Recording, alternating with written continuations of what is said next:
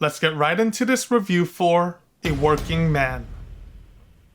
Alright, so A Working Man is directed by David Ayer. One of his more recent films that came out back in 2024 was The Beekeeper, which I will say is extremely identical in style compared to the cinematic package we get here. As a matter of fact, Jason Statham led the helm for both of these films, with this sort of becoming a multiverse of his own, where he's typecasted into similar narratives, all the while fulfilling character roles we know him best for. That being action-oriented popcorn flicks that provide satisfactory levels of storytelling for audience members fully aware of what to expect in these types of cinematic experiences. Now to get right into the main question, how well did this popcorn flick story hold up here? I thought this one was just okay. This film definitely has an identity crisis on multiple layers, especially when it comes to aspects of the main character and the way the story plays out throughout the acts. But before dwelling more into that, I want to take the time to go over some of the positives first. I thought the build-up was fun. Yes, it isn't anything new or original in its storytelling format,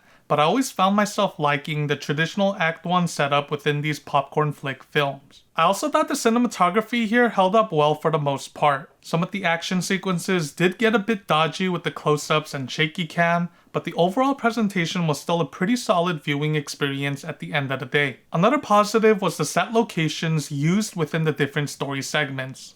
This made for some fun action sequences and moments in the story. I also thought the majority of the cast did a good job to fit into their characters and roles. Granted, I couldn't comprehend how useless and bare bones some of the side characters were in the story, but yeah, I thought all of them did a fine job acting wise. And now to delve further into the negatives, I found the runtime of 1 hour and 56 minutes to be a tad bit too long, especially after having witnessed the conclusion in Act 3. And this is where my earlier point about this film having an identity crisis comes in. Sometimes the initial phases of this film felt like it was grounded in realism when it came to the human trafficking element and how the protagonist goes about uncovering the kidnapping case. And I will say I kinda dug that realistic, slow burn approach to the story here. The protagonist wasn't beating people up left and right to keep the story pummeling through. There was a level of patience in his methodical approach to solving the mystery, and we see him uncovering bits of pieces to that puzzle, which turns out to be much bigger than anyone would have expected. But by the time we get near the end of Act 2 and the heart of Act 3, most of that realistic build-up just gets tossed out of the window to just go back to being a C-tier action flick with dumbed-down story elements and antagonists. By that point, I didn't think any of the realistic approach to solving the mystery turned out to be good for the storytelling here. It should have fully committed into being a full-throttle popcorn flick right from the start, especially with a conclusion like that. I will also point out that in Act 3, they try to add unfinished elements for the sake of creating sequels, and that didn't work for me at all. Especially with this being a popcorn flick filled with plot holes and uninteresting bad guys, I just couldn't find myself to care or find any sort of enthusiasm for a tease to a sequel. And for my final con, I do wish the MC had more backstory provided during his professional killer days as a soldier,